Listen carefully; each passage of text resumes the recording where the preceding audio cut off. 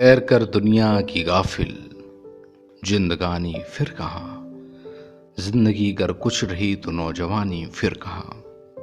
प्रतिष्ठित बहुभाषाविद और हिंदी साहित्यकार राहुल सांकृत्यायन के ये शब्द बताते हैं कि दुनिया की सर्वश्रेष्ठ वस्तु घुमक्कड़ी है। घुमक्कड़ से बढ़कर व्यक्ति और समाज का कोई हितकारी नहीं हो सकता। दुनिया दुख में हो या सुख में, सभी समय यदि सहारा पाती हैं तो घुमक्कड़ों की ही ओर से। आधुनिक हिंदी साहित्य के महापंडित राहुल सांकृत्यायन जी का जन्म 9 अप्रैल 1893 को उत्तर प्रदेश के आजमगढ़ जिले पदहा गांव में हुआ। उनका बचपन का नाम केदारनाथ पांडे था। राहुल सांकृत्यायन के पिता और माता का नाम कुलवंती था। भाइयों में सबसे बड़े राहुल जी थे। बचपन में ही इनकी माता का देहांत हो जाने के कारण इनका राम शरण पाठक और नानी ने किया। राहुल सांकृत्यायन को प्राथमिक शिक्षा के लिए गांव के ही एक मदरसे में भेजा गया।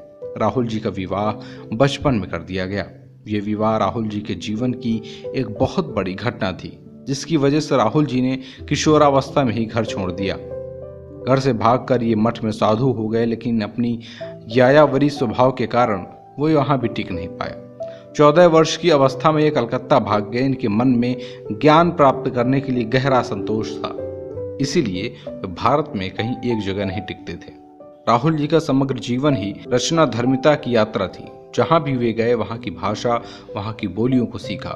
वहां लोगों में इस तरह से घुल मिल गए कि वहां की संस्कृति, समाज व साहित्य अपने दिलों के अंदर बसा लिया। राहुल सांकृत्यायन उस दौर के उपज थे जब ब्रिटिश शासन के अंतर्गत भारतीय समाज, संस्कृति, अर्थव्यवस्था और राजनीति सभी संक्रमणकालीन दौर से गुजर रहे थे।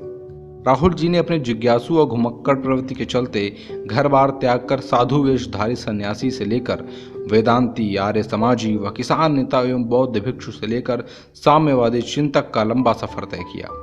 सन 1930 में श्रीलंका जाकर वे बौद्ध धर्म में दीक्षित हो गए एवं तभी से वे रामोदर साधु से राहुल हो गए और सांकृत्य गोत्र के कारण सांकृत्यायन कहलाए।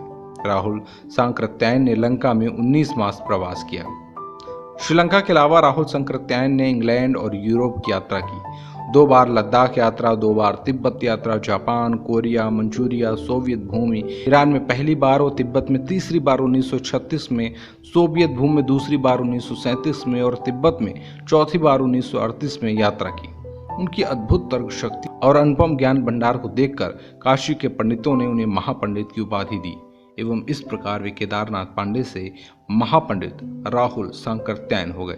36 भाषाओं के ज्ञाता राहुल ने उपन्यास, निबंध, कहानी, आत्मकथा, संस्मरण व जीवनी आदि विधाओं में साहित्य सृजन किया, परंतु अधिकांश साहित्य हिंदी में ही रचा। राहुल तथ्यान्वेषी व जिज्ञासु प्रवृत्ति के थे, सो उन्होंने हर धर्म के ग्रंथों का गहन अध्ययन किया। अपनी दक्षिण भारत यात्रा के दौरान संस्कृत ग्रंथों, तिब्बत प्रवास के दौरान पाली ग्रंथों, तो लाहौर यात्रा के दौरान अरबी भाषा सीखकर इस्लामी धर्म ग्रंथों का अध्ययन किया। इस तरह से एक प्रतिष्ठित बहुभाषाविद होने के नाते विश्व दर्शन के क्षेत्र में राहुल सांकृत्यायन जी का अनुपम